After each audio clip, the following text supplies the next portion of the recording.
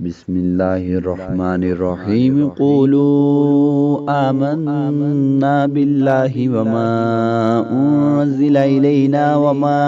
أنزل إلى إبراهيم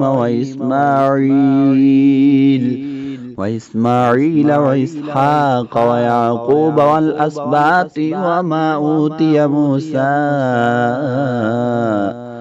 وما أوتي موسى وعيسى وما أوتي النبيون من ربهم لا نفرق بين أحد منهم ونحن له مسلمون فإن آمنوا بمثل ما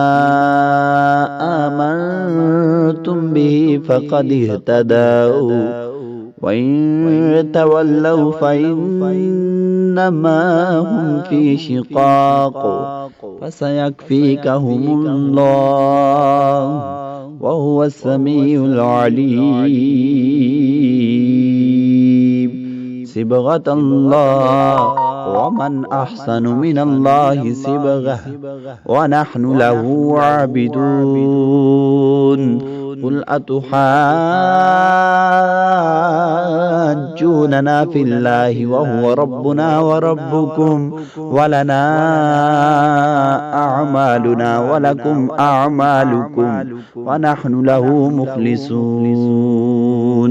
أم تقولون إن إبراهيم وإسماعيل وإسحاق ويعقوب والأسباط كانوا هودا أو نصارى قل أأنتم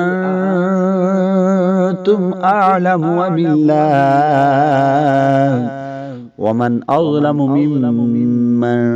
كتم شهادة عنده من الله وما الله بغافل عما تعملون تلك أمة قد خلت لها ما كسبت ولكم ما كسبتم ولا تسألون عما كانوا يعملون.